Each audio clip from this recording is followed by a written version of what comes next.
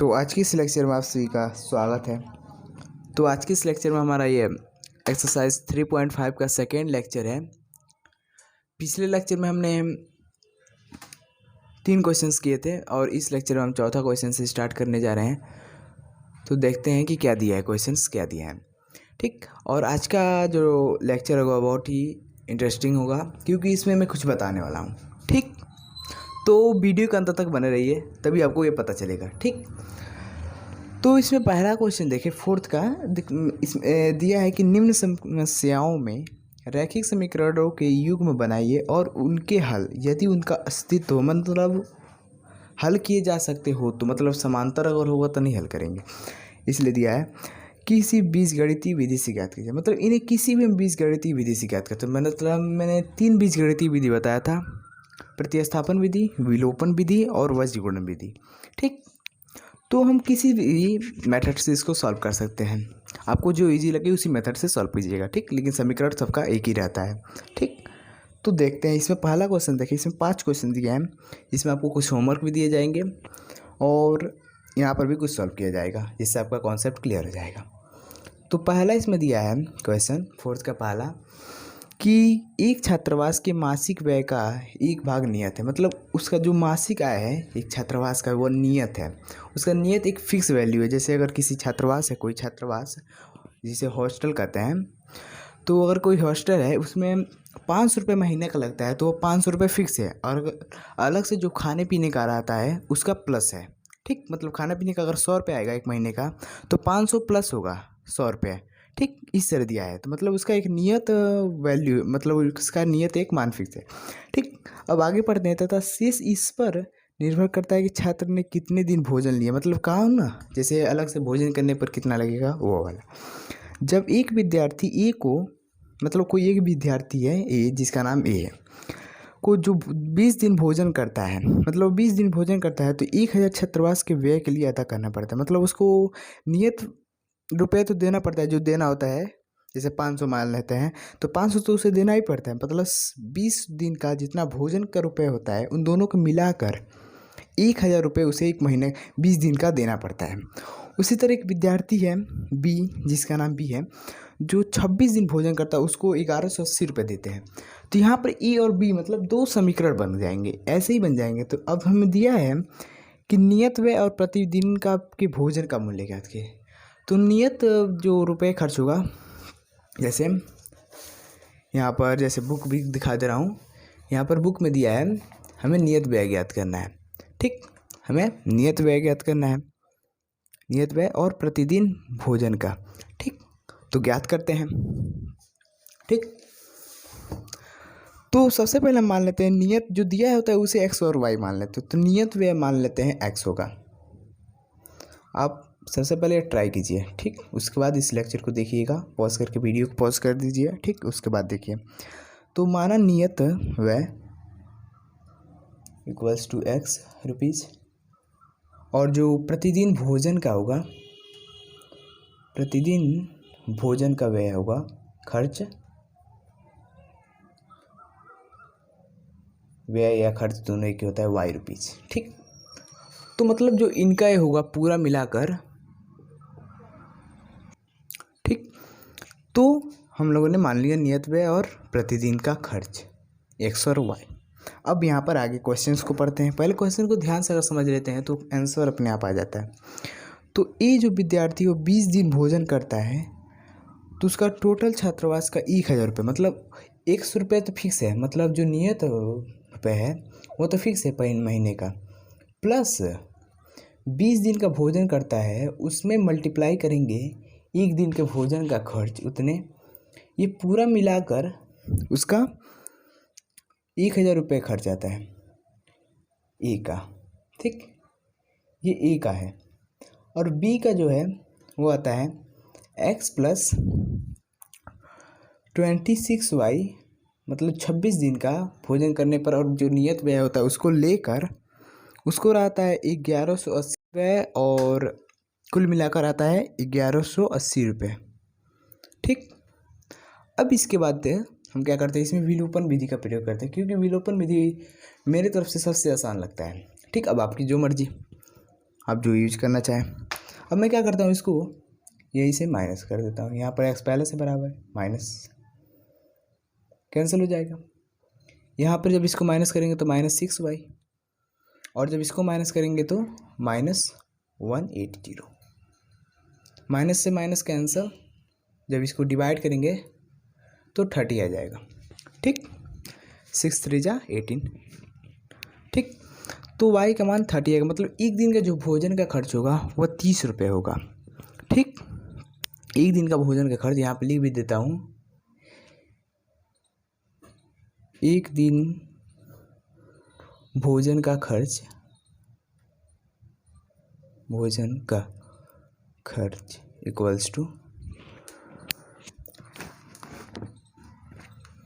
Equals to 30 रुपये। ठीक, और जो नियत व्यय है वो तो x से पता चलेगा, नियत खर्च उसको यहाँ से ज्ञात कर लेते हैं। x + 20y = 1000 दिया है। ठीक, तो ये x ज्ञात करने के लिए हम 1000 में से 20 × 30 माइनस कर देंगे, तो ये हो जाएगा x = 1000 ×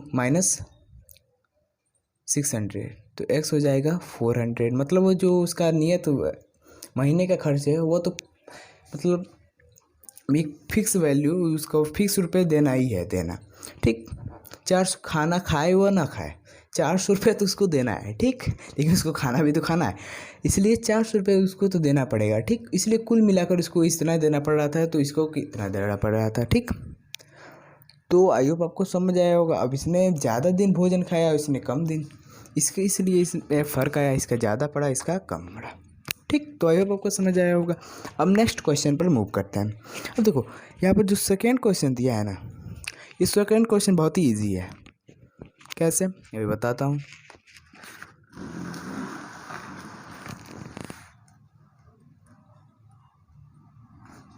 देखो सेकेंड क्वेश्चन यहाँ पर दिया है, आपको शायद दिखाई नहीं दे रहा होगा, फिर भी ट्राई करते हैं। तो अब आपको दिखाई दे रहा होगा। ठीक, तो यहाँ पर दिया है कि एक भिन्न 1/3 हो जाती है जब उसके अंश में 1 हटाया जाता है, और वो 1/4 हो जाती है जब हर में 8 जोड़ दिया जाता है, तो वो भिन्न कहती है। ये बहुत ही इजी क्वेश्चन है, क्योंकि जो कुछ भी मैंने एक्सरसाइज करवाया इस लेक्चर में, इस चैप्टर में, उस सब में ये क्वेश्चन ज़रूर आया, और ये क्वेश्चन मुझे हिसाब से सबसे ईजी क्वेश्चन मुझे ये दिखता है। ठीक, क्योंकि यहाँ पर देखो, अगर अंश हम मान लेंगे x और हर मान लेंगे y। ठीक, अब यहाँ पर देखो पहले समीकरण बन जाएगा इतने से, और के जो इधर दिया है और यहाँ से एक भिन्न 1/3 हो जाती है, और जब उसके अंश में 1 हटाया जाता है तो ये इतना एक समीकरण हो जाएगा। उसके बाद वो 1/4 हो जाती है, यहाँ से लेकर 8 जोड़ दिया जाता है, ये दूसरा समीकरण हो जाएगा। ठीक, तो x मान लेंगे, और दिया है कि उसके अंश में घटाने पर, तो मतलब x - 1/y = 1/3 हो जाता है। ठीक, समझ आया होगा। उसके बाद दिया है कि 1/4 हो जाती है जब उसके हर में हम 8 जोड़ देते हैं, मतलब जो हर है x + y/8 y + xy y + 8 = 1/4 हो जाता है। ठीक, तो जब हम इन दोनों समीकरण को सॉल्व कर देंगे किसी मेथड से, क्योंकि इस क्वेश्चन में दिया है कि हम किसी मेथड से कर सकते हैं, किसी बीजगणितीय विधि से। ठीक, यहाँ पर क्वेश्चन में दिया है, तो हम किसी भी बीजगणितीय विधि से सॉल्व कर देंगे, और जो कुछ भी आएगा क्वेश्चन का आंसर वही होगा। ठीक, अब इसके बाद हम तीसरा क्वेश्चन देखते हैं। देखो तीसरा क्वेश्चन भी इजी है, लेकिन ये बताऊंगा। ठीक, क्योंकि थोड़ा ट्रिकी क्वेश्चन है। दिया है कि यश ने एक टेस्ट में 40 अंक अर्जित किए।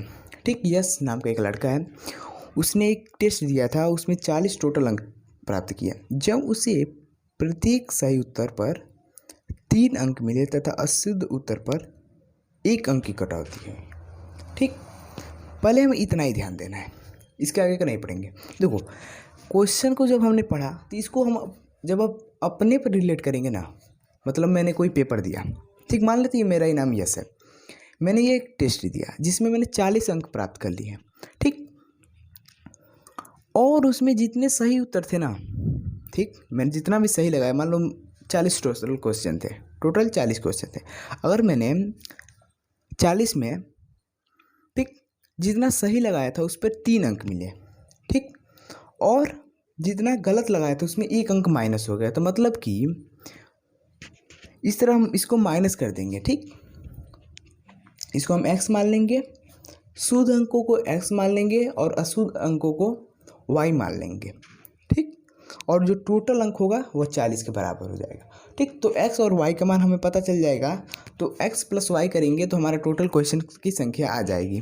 अब कैसे आएगी देख लेते हैं क्वेश्चंस को सॉल्व करके, ठीक। तो देखते हैं, देखो क्वेश्चन को पहले पढ़ लिया जाता है, इसलिए मैंने कहा था कि क्वेश्चन को पहले ध्यान से पढ़ो, ठीक। तो क्वेश्चन को पढ़ने पर ये आया, तो अब इसको सॉल्व करते हैं। थर्ड क्वेश्चन, ठीक, ये था थर्ड क्वेश्चन।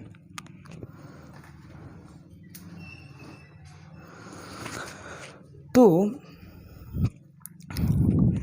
यहाँ पर दिया है कि एक टेस्ट, मतलब माना शुद्ध अंकों की संख्या मान लेते हैं, शुद्ध अंक इक्वल्स टू x और अशुद्ध जो है उसको हम y मान लेते हैं, इसको y मान लेते हैं, ठीक।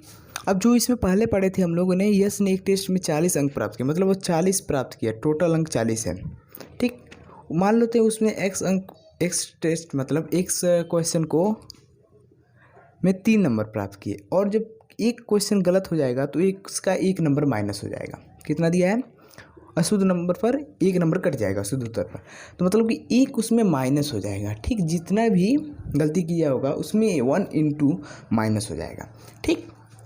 ये पहला समीकरण बन गया। इसी तरह हमारा दूसरा समीकरण भी बन जाएगा। आगे पढ़ते हैं, यदि उसे सही उत्तर पर 4 अंक मिलते हैं तथा अशुद्ध, तो मतलब सही उत्तर पर 4 अंक है तो 4x हो जाएगा, माइनस करेंगे, अशुद्ध उत्तर दिया क्योंकि इसमें माइनस होगा, 2 अंक कट जाते हैं,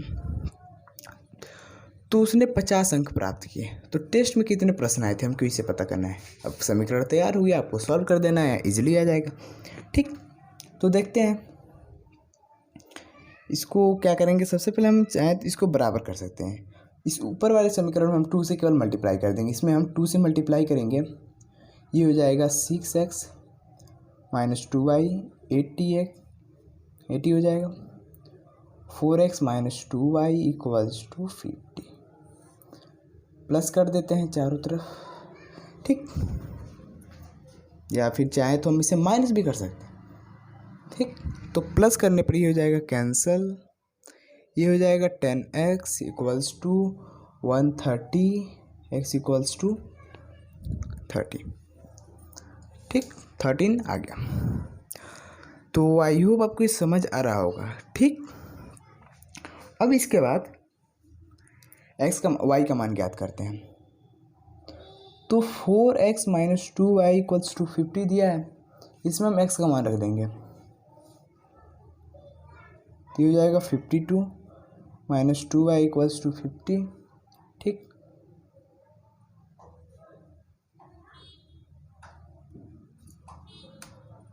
यहाँ पर माइनस 2y 50 माइनस 52, तो y इक्वल्स टू, देखो यहाँ पर एक चीज़ करना था, यहाँ पर ये माइनस होगा, ठीक, यहाँ पर भी ये माइनस होगा, ठीक।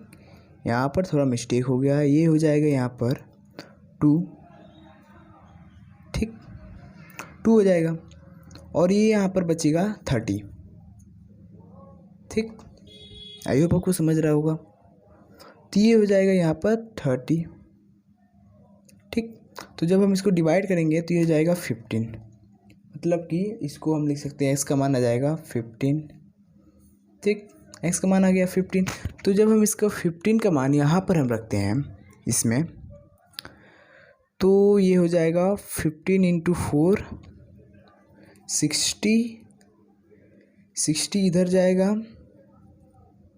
तो ये हो जाएगा -10 2y -10, तो y इक्वल्स टू 2 5 10, माइनस से माइनस कैंसिल हो गया, तो मतलब y का मान इतना आ गया, x का मान इतना आ गया। तो जब हम x प्लस y करेंगे, शुद्ध और अशुद्ध अंकों की संख्या है, मतलब टोटल अंकों की संख्या हमें ज्ञात करना है, तो 15 + 5 करेंगे तो 20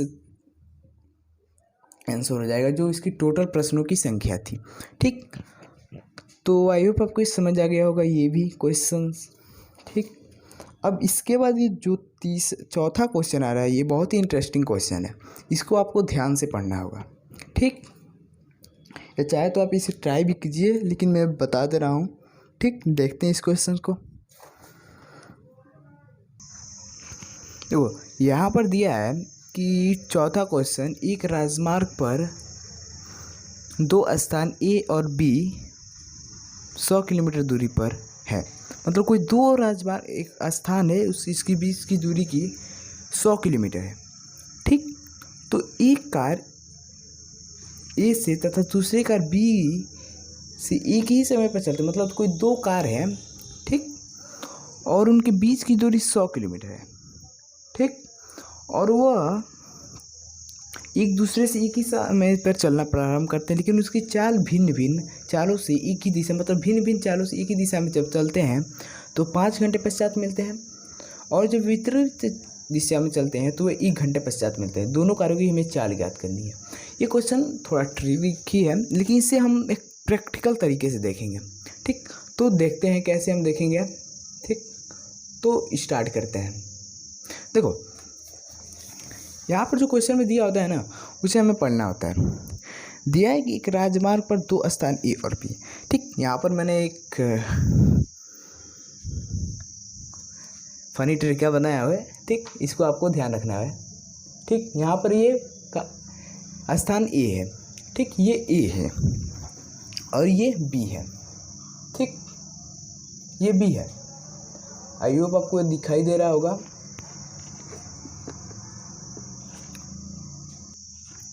और ये बी है। ठीक, और इनके बीच की जो दूरी है ना, बीच की दूरी ये है 100 किलोमीटर। जब इसको प्रैक्टिकल लाइफ में यूज करते हैं ना, रिलेट करते हैं, तो ये क्वेश्चन अच्छे से समझ आते हैं। तो इनके बीच की दूरी जो है वह 100 किलोमीटर है। ठीक, तो यहाँ तक समझ आ गया होगा। अब इसके बाद क्वेश्चन में आगे पढ़ते हैं क्या दिया है।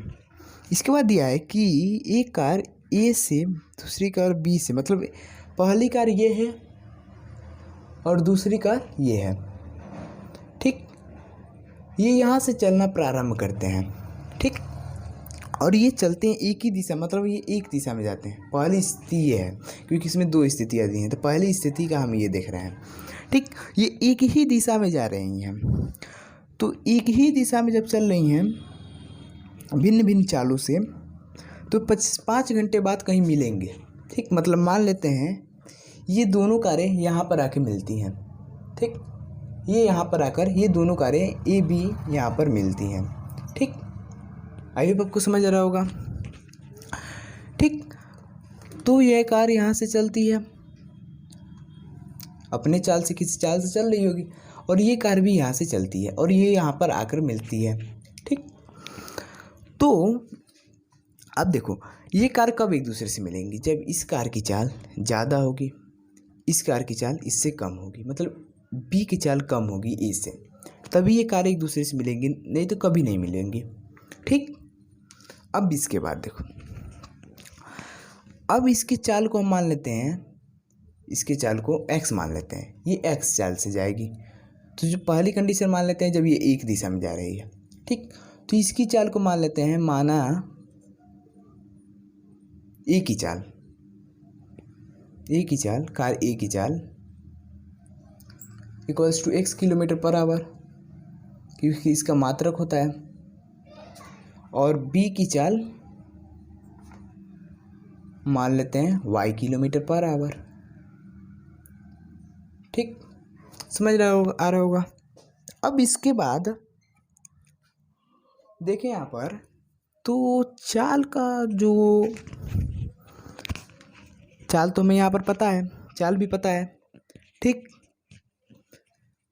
हमें ज्ञात क्या करना है, दूरी का फॉर्मूला क्या होता है।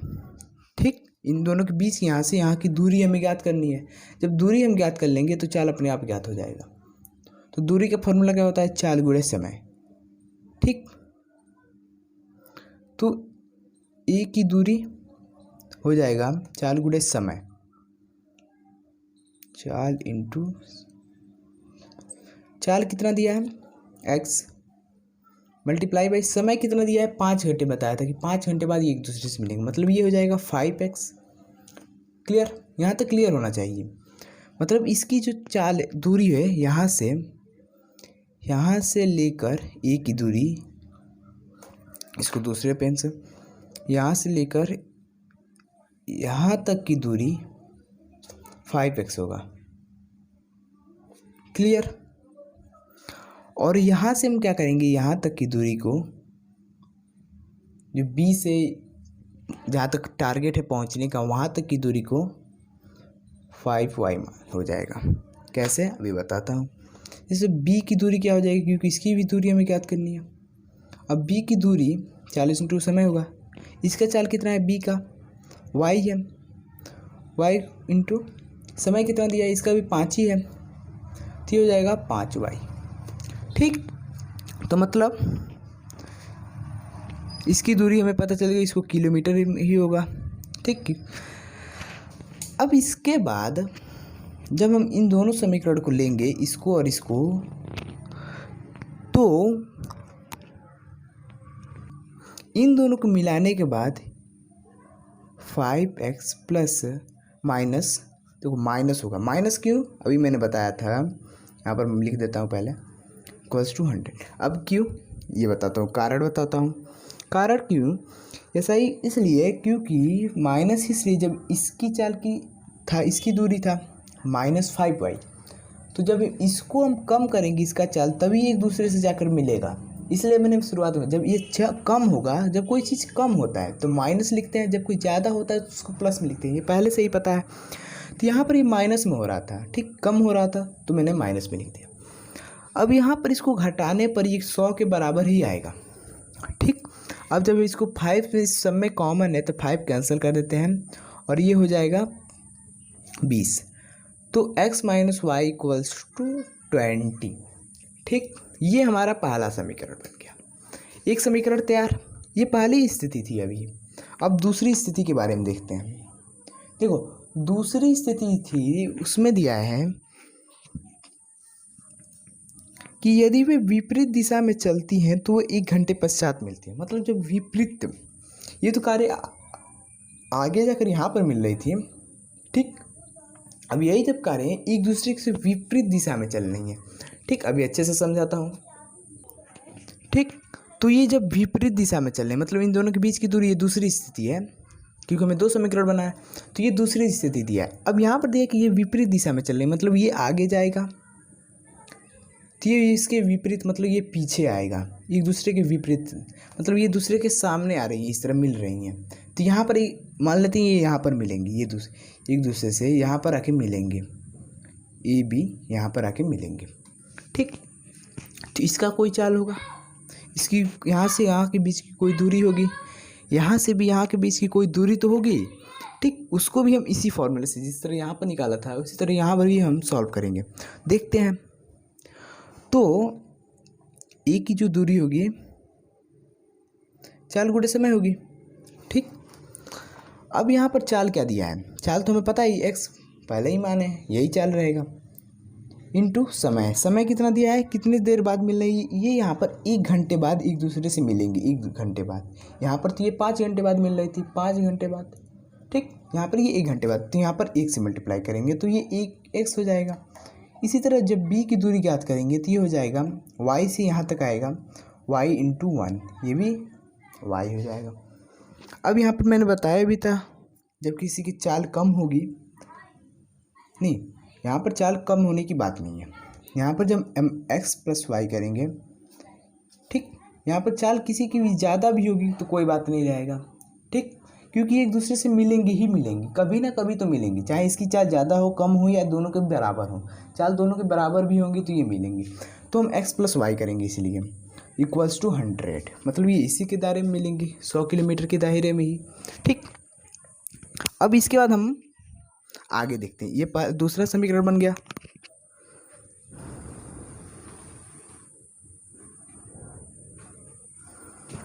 अगर ये यहाँ पर देखें तो ये हमारा दूसरा समीकरण बन गया।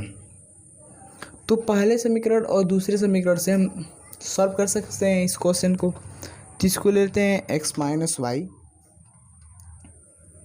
Minus y equals to 20।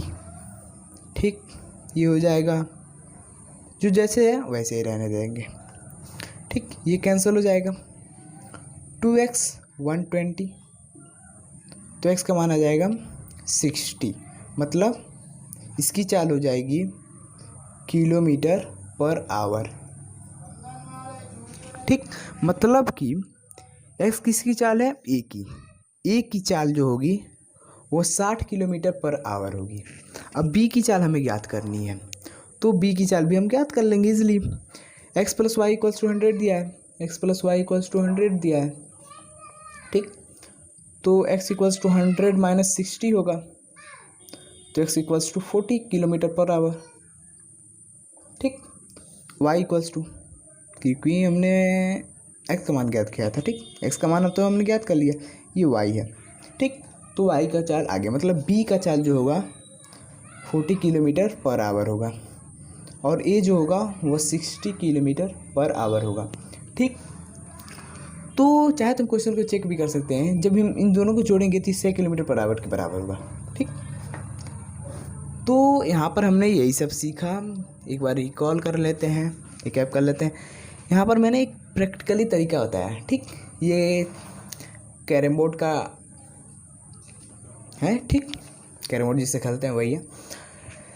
तो यहाँ पर मैंने ए बी इसको बना दिया, और ये जहाँ पर मिल रही है उस बिंदु को बना दिया। इसके बीच की दूरी 100 किलोमीटर है। ठीक, ये यहाँ पर आके किसी कहीं भी आकर मिलेंगी, मान लेते हैं यहीं पर आ रही है, मिल रही है एक दूसरे से, तो यहाँ से बीच की दूरी 5x हो जाएगी, और यहाँ से यहाँ के बीच की दूरी 5y मान लेते हैं, क्योंकि दूरी को 4 गुना समय होता है। चाल को हमने x मान लिया था a की, और b की चाल को y मान लिया था। समय दिया था 5 घंटे बाद मिलेंगी, तो इस तरह हमने 5x और 5y हमने ज्ञात कर लिया। ठीक, इसके बाद ये समीकरण बन गया 5x minus 5y equals to 100। Minus क्यों लगा, क्योंकि मैंने बताया था जब b की चाल कम होगी तभी ये a b एक दूसरे से मिलेगी, नहीं तो कभी नहीं मिलेंगे। ठीक, तो ये सॉल्व कर दिया, तो पहला समीकरण बन गया। अब इसके बाद हमने ये समीकरण उठाया, इसमें भी हमने वही किया, जब लेकिन ये यहाँ पर एक दूसरे के विपरीत दिशा में चले, मतलब ये आगे आएगा तो ये पीछे आएगा। ठीक, तो जब पीछे आया तो एक दूसरे से मिलेंगे, लेकिन ये 1 घंटे पर मिल लेंगे। ठीक, अब यहाँ पर ये ज़रूरी नहीं है कि इसकी चाल किसी कम होगा कि किसी के ज़्यादा होगा। ठीक, चाल कम भी हो सकता है, ज़्यादा भी हो सकता है, बराबर भी हो सकता है। तो हमने x प्लस वाई ही मान लिया। ठीक, तो x प्लस वाई माना तो इक्वल्स टू 100 हो गया। अब हमने इस दोनों समीकरण को उठाया, इस समीकरण को और इस समीकरण को, दोनों समीकरण को सॉल्व करने पर ये आ गया, यहाँ पर ए की चाल 60 आ गई और बी की चाल 40 किलोमीटर पर आवर आ गई। अब इसके बाद जो 5वां क्वेश्चन है ये आपको सॉल्व करना है। तो इस लेक्चर में मैंने आपको 2 होमवर्क दिया, दूसरा क्वेश्चन और 5वां क्वेश्चन आपको सॉल्व करनी। तो आपको कमेंट में ज़रूर बताइएगा कि आपको ये प्रैक्टिकल क्वेश्चन जो मैंने प्रैक्टिकली करके बताया लाइफ से रिलेट करके, वो आपको कैसा लगा। अगर अच्छा लगा हो तो इसे लाइक करना, शेयर दोस्तों के साथ शेयर करना, और चैनल को सब्सक्राइब करना मत भूलिएगा। So thanks for watching this video.